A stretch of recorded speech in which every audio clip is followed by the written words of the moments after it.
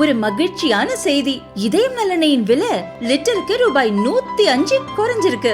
September 2023ல 1 litre இதயம் நல்லெண்ணெயின் அதிகபட்ச விலை ரூபாய் 503. ஆனா இப்ப 1 லிட்டர் இதயம் நல்லெண்ணெயின் விலை ரூபாய் 398 மட்டும்தான் தமிழ்நாட்டுல. அப்ப இனிமே எல்லாரும் இதயம் நல்லெண்ணெய் வாங்கலாம் இல்ல?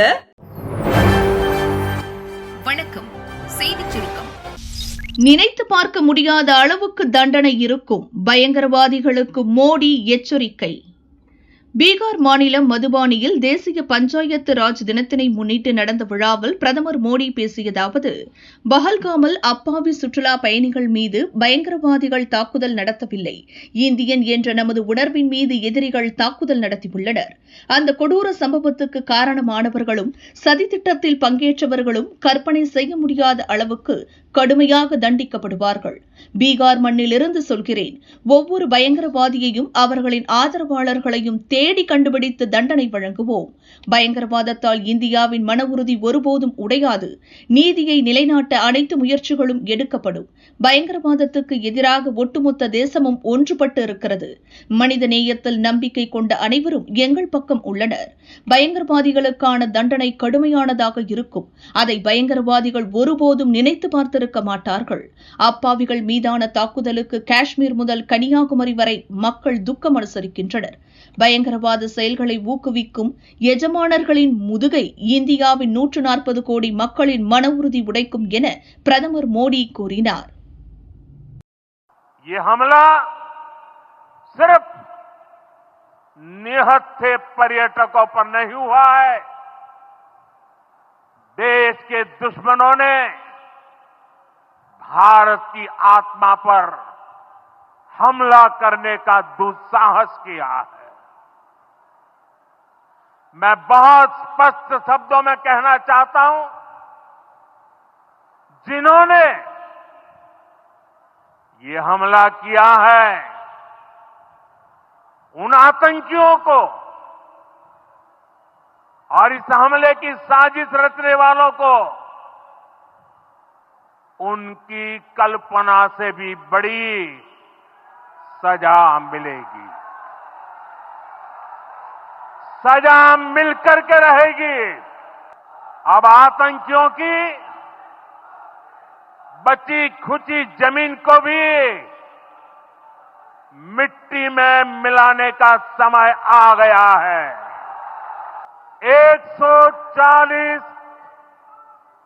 140 करोड़ भारतीयों की इच्छा शक्ति अब आतंकी आकाओं की कमर तोड़ कर रहेगी.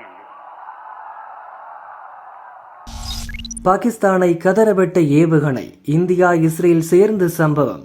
அரபிக்கடல் மேல் பறந்த யமன், வெளியானது பரபரப்பு காட்சி. காஷ்மீரின் பஹல்காமில் பயங்கரவாதிகள் நடத்திய கொடூர தாக்குதல் மொத்த நாட்டையும் உலுக்கி போட்டுள்ளது.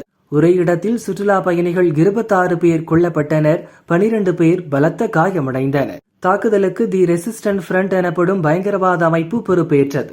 இது பாகிஸ்தானை சேர்ந்த லஷ்கர் இ தொய்பா பயங்கரவாத அமைப்பின் கிளை அமைப்பாகும். இந்த அமைப்பை குறிவைத்து பதிலடி கொடுக்க இந்தியா தயாராகி வருகிறது. இதனால் பாகிஸ்தானும் உச்சகட்ட உஷார் நிலையில் இருக்கிறது. எல்லையில் இருக்கும் ராணுவ வீரர்களையும் தனது விமானப்படையையும் தயார் நிலையில் வைத்துள்ளது. இப்படி ஒரு பரபரப்பான சூழலில் பாகிஸ்தான் அதிர்ச்சி அறிவிப்பை ஒன்றை வெளியிட்டுள்ளது. கராச்சியிலிருந்து சக்தி வாய்ந்த ஏவுகணையை சோதனை செய்து பார்க்க போவதாகவும், இதற்காக அரபிக்கடலின் குறிப்பிட்ட பகுதியில் வான்பரப்பை 2 நாட்களுக்கு விமானங்கள் பயன்படுத்த தடை விதித்தது. இன்று அல்லது நாளை இந்த சோதனை நடக்கும் என்று எதிர்பார்க்கப்படுகிறது. சுமார் 480 கிலோமீட்டர் சென்று தாக்கும் ஏவுகணையை பாகிஸ்தான் சோதிக்கவிருக்கிறது. இந்த நிலையில்தான் பாகிஸ்தானை அலறவிடும் வகையில் இந்தியா தரமான சம்பவம் ஒன்றை செய்திருக்கிறது. பாகிஸ்தான் சொன்ன அதே அரபிக்கடலில் சக்தி வாய்ந்த ஏவுகணைகளை வானிலேயே தவிடு பொடியாக்கும் இடைமறிப்பு ஏவுகணையை வெற்றிகரமாக சோதனை செய்து அசத்தியிருக்கிறது. அரபிக்கடலில் நிலைநிறுத்தப்பட்ட INS சூரத் போர்க்கப்பலிலிருந்து அந்த ஏவுகணை பறந்தது. நிர்ணயித்த இலக்கை துல்லியமாக தாக்கி அழித்தது. இந்தியா சோதித்து பார்த்த ஏவுகணை மீடியம் ரேஞ்ச் ஏவுகணையாகும். எதிரி நாட்டின் சக்தி வாய்ந்த ஏவுகணைகளை கூட 70 கிலோமீட்டருக்கு அப்பால் வானத்திலேயே சல்லி சல்லியாக நொறுக்கிவிடும். இந்த ஏவுகணையை இந்தியாவும் இஸ்ரேலும் சேர்ந்து தயாரித்திருப்பது குறிப்பிடத்தக்கது. ஏவுகணை சோதனை நடத்தியது தொடர்பான வீடியோவை நம் கடற்படை இப்போது வெளியிட்டுள்ளது. INS சூரத் போர்க்கப்பலிலிருந்து இடைமறிப்பு ஏவுகணை வானில் சீறிப்பாயும் காட்சி அதில் உள்ளது.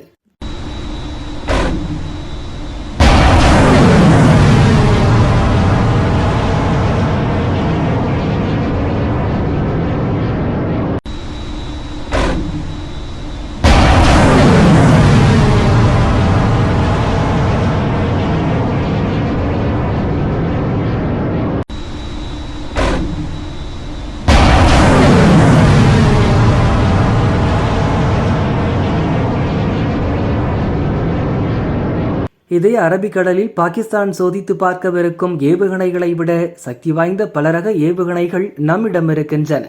ஏவுகணைகளை வானிலேயே இடைமறித்து அளிக்கும் தடுப்பு சிஸ்டமும் நம்மிடம் இருக்கிறது. ஆனால் பாகிஸ்தானிடம் இடைமறிக்கும் தடுப்பு கவசம் இல்லை.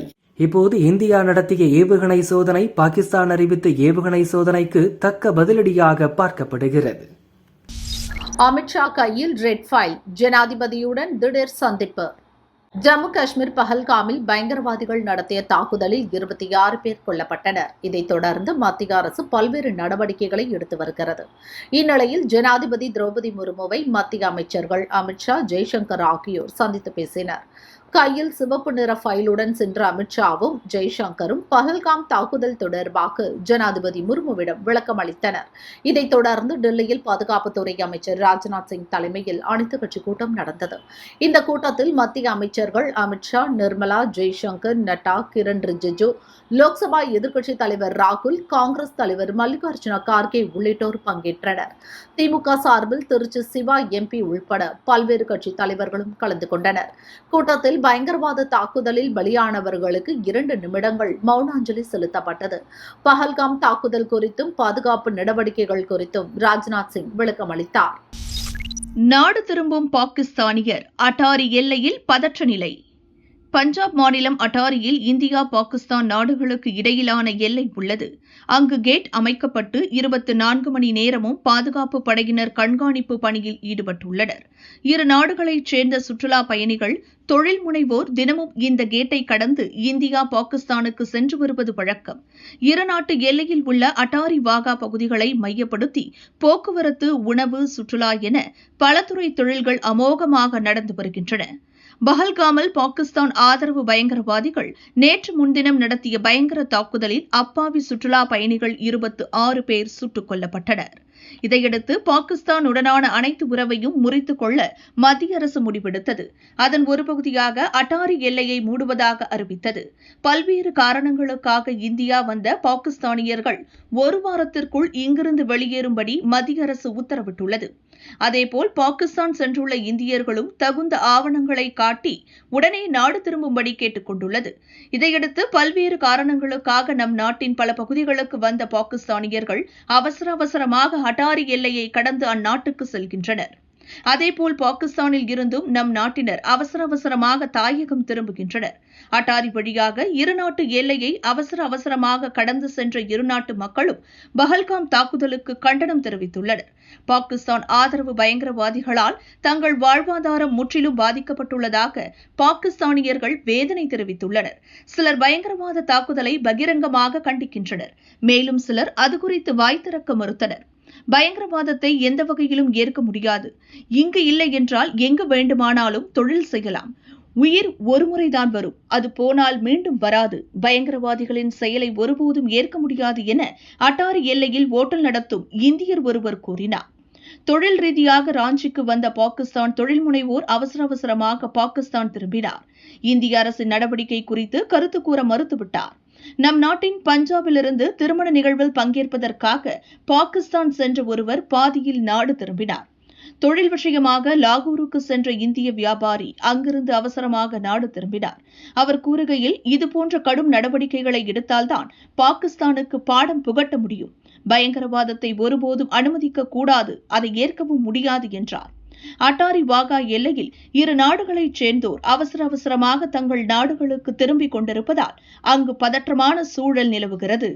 செய்தது நாங்க இல்ல, பயங்கரவாதி கண்ணீர். காஷ்மீர் பஹல்காமில் செவ்வாயன்று நடந்த பயங்கரவாத தாக்குதலில் 26 டூரிஸ்டுகள் பரிதாபமாக இருந்தனர். இந்த சம்பவத்திற்கு பாகிஸ்தான் லஷ்கர்-இ தொய்பா அமைப்பின் கிளை அமைப்பான TRF என்ற தி ரெசிஸ்டன்ட் ஃப்ரண்ட் பயங்கரவாத அமைப்பு பொறுப்பேற்றுள்ளது. இது மத்திய அரசால் தடை செய்யப்பட்டுள்ள அமைப்பு. ஜம்மு காஷ்மீரின் சிறப்பு அந்தஸ்து ரத்து செய்யப்பட்டதை அடுத்து ஆன்லைனில் பயங்கரவாத அமைப்புக்கு ஆட்கள் சேர்ப்பதை இந்த அமைப்பினர் முக்கிய பணியாக செய்து வருகின்றனர். போதைப்பொருள் மற்றும் ஆயுதங்கள் கடத்தல், எல்லை தாண்டிய பயங்கரவாத செயல்கள் போன்றவற்றிலும் ஈடுபட்டுள்ளனர். இந்த சூழலில் தாக்குதல் பின்னணியில் இருக்கும் மாஸ்டர் மைண்ட் பற்றிய பரபரப்பு தகவல்களும் வெளியாகியது. எல்லா திட்டத்தையும் தயார் செய்தவன் பாகிஸ்தானைச் சேர்ந்த முக்கிய பயங்கரவாதி சைஃபுல்லா கசூரி. இவனை சைஃபுல்லா காலித் என்றும் அழைக்கின்றனர். இவன்தான் பகல்கம் தாக்குதலுக்கு முக்கிய திட்டம் வகுத்துள்ளான். லஷ்கர்-இ தொய்பா அமைப்பின் துணைத் தலைவராக இருக்கிறான் என உளவுத்துறை வட்டாரம் கூறியது. இந்த சூழலில் சைஃபுல்லா கசூரி கண்ணீருடன் வெளியிட்ட வீடியோ ஒன்று வைரலாகி வருகிறது. அதில் காஷ்மீர் தாக்குதலில் எங்கள் இயக்கத்துக்கோ பாகிஸ்தானுக்கோ எந்த பங்கும் இல்லை. பாகிஸ்தானில் அமைதியை குலைக்க எங்கள் மீது பழி போடுகிறார்கள். இதை நம்பி உலக நாடுகள் இந்தியாவை ஆதரிக்க வேண்டாம் எனவும் வீடியோவில் சைஃபுல்லா கூறியுள்ளான். மீண்டும் ஒரு வழக்கில் துரைமுருகனுக்கு செக், விடுவித்த உத்தரவு ரத்து. 2006-2011 திமுக ஆட்சிக் காலத்தில் பொதுப்பணித்துறை அமைச்சராக இருந்த துரைமுருகன் வருமானத்திற்கு அதிகமாக 1,40,00,000 ரூபாய் சொத்து சேர்த்ததாக லஞ்ச ஒழிப்புத்துறை வழக்கு பதிந்தது. துரைமுருகன் மற்றும் அவரது மனைவிக்கு எதிரான இந்த வழக்கிலிருந்து இருவரையும் விடுவித்து வேலூர் சிறப்பு கோர்ட் 2017 உத்தரவிட்டிருந்தது. உத்தரவை எதிர்த்து லஞ்ச ஒழிப்புத்துறை ஐகோர்ட்டில் மறு ஆய்வு மனுவை தாக்கல் செய்தது. நீதிபதி வேல்முருகன் விசாரித்தார். இன்றைய விசாரணையின் போது அமைச்சர் துரைமுருகன் மற்றும் அவரது மனைவி தரப்பில் சொத்துக்கள் வருமான வரி கணக்கில் காட்டப்பட்டுள்ளன. வழக்கில் குறிப்பிடப்பட்டுள்ள சொத்துக்கள் வழக்கு காலகட்டத்துக்கு முன் வாங்கப்பட்டவை. துரைமுருகன் மனைவிக்கு தனிப்பட்ட வருவாய் ஆதாரங்கள் இருந்தும் அவரை இல்லத்தரசி என கூறி அவருக்கு தனிப்பட்ட வருவாய் ஆதாரங்கள் இல்லை என வழக்கு பதிவு செய்யப்பட்டுள்ளது. ஆவண ஆதாரங்களை சுட்டிக்காட்டி இருவரும் வழக்கிலிருந்து விடுவிக்கப்பட்டனர். ஆதாரங்களின் அடிப்படையில் பிறப்பிக்கப்பட்ட இந்த உத்தரவை எதிர்த்த மறு ஆய்வு மனு விசாரணைக்கு உகந்ததல்ல எனவும் வாதிடப்பட்டது. இந்த வாதங்களை ஏற்க மறுத்த நீதிபதி வேலூர் சிறப்பு கோர்ட் பிறப்பித்த உத்தரவை ரத்து செய்து உத்தரவிட்டார். வழக்கில் குற்றச்சாட்டுகளை பதிவு செய்து 6 மாதங்களுக்குள் விசாரணை முடிக்க வேண்டும் என்றும் வேலூர் சிறப்பு கோர்ட்டுக்கு நீதிபதி உத்தரவிட்டார். ஏற்கனவே நேற்று 3.92 கோடி ரூபாய் சொத்து குவிப்பு வழக்கில் துரைமுருகன் அவரது குடும்பத்தினரை விடுவித்ததை கோர்ட் ரத்து செய்து இருந்தது. அடுத்தடுத்து சொத்து குவிப்பு வழக்குகளில் மீண்டும் விசாரணை துவங்குவது துரைமுருகனுக்கு சிக்கலை ஏற்படுத்தியுள்ளது. எடப்பாடி பழனிசாமியை புகழ்ந்து தள்ளிய செங்கோட்டையன் திடீர் மனமாற்றம் ஏன்? அதிமுக பொதுச் செயலாளர் எடப்பாடி பழனிசாமிக்கும் முன்னாள் அமைச்சரும் கோபிச்செட்டிப்பாளையம் அதிமுக எம்எல்ஏவுமான செங்கோட்டையனுக்கும் இடையே மோதல் போக்கு நீடித்து வருகிறது. சில மாதங்களாகவே இருவருக்கும் இடையிலான பனிப்போர் தொடர்வதாகவே சொல்லப்பட்டது. இருவரும் பெயரை குறிப்பிட்டு பேசுவதை தவிர்த்தனர். எடப்பாடி பழனிசாமி கூட்டும் எந்தவொரு கூட்டத்திலும் செங்கோட்டையன் பங்கேற்காமல் தவிர்த்தே வந்தார். பொது நிகழ்ச்சிகள், சட்டசபையில் பேசும்போது கூட பழனிசாமி பெயரை குறிப்பிடுவதை செங்கோட்டையன் தவிர்த்தே வந்தார். எதிர்க்கட்சி தலைவர் என்ற முறையில் சட்டசபையில் பழனிசாமி அலுவலகத்தில் ஆலோசனை கூட்டங்கள் நடக்கும். அதிலும் கூட செங்கோட்டையன் பங்கேற்காமலேயே இருந்தார். நேற்றிரவு கூட பழனிசாமி அனைத்து அதிமுக எம்எல்ஏக்களையும் அழைத்து தனது வீட்டில் விருந்து வைத்திருந்தார். அதிலும் செங்கோட்டையன் பங்கேற்காமல் புறக்கணித்திருந்தார். இதனால் இருதரப்பிற்கும் இடையே மோதல் இருப்பது உறுதி என்று பல தரப்பிலும் பேசப்பட்டது. இந்த சூழலில்தான் இன்று சட்டசபையில் யாரும் எதிர்பார்க்காத விஷயம் நடந்துள்ளது. அதாவது சட்டசபையில் இப்போது மானிய கோரிக்கை தொடர்பான விவாதம் நடக்கிறது. இன்று பள்ளிக்கல்வி மற்றும் உயர்கல்வி தொடர்பான மானிய கோரிக்கை குறித்த விவாதம் நடந்தது. அப்போது பேசிய செங்கோட்டையன் எடப்பாடி பழனிசாமியை புகழ்ந்து தள்ளினார். எடப்பாடியாரை வணங்கி உரையை துவங்குவதாக குறிப்பிட்டார். எம்ஜிஆர் ஜெயலலிதா வழியில் நல்லாட்சி வழங்கியவர் எடப்பாடி பழனிசாமி என்றும் தெரிவித்தார். இத்தனை நாட்கள் எடப்பாடி பெயரையே குறிப்பிடுவதை தவிர்த்த செங்கோட்டையன் இன்று திடீரென இப்படி பேசியது அதிமுக எம்எல்ஏக்கள் மட்டுமல்லாது மற்ற கட்சி எம்எல்ஏக்களையும் ஆச்சரியத்தில் ஆழ்த்தியது. பழனிசாமி செங்கோட்டையன் இடையே இருந்த மோதல் போக்கு முடிவுக்கு வந்துவிட்டதாகவே பலரும் குறிப்பிடுகின்றனர்.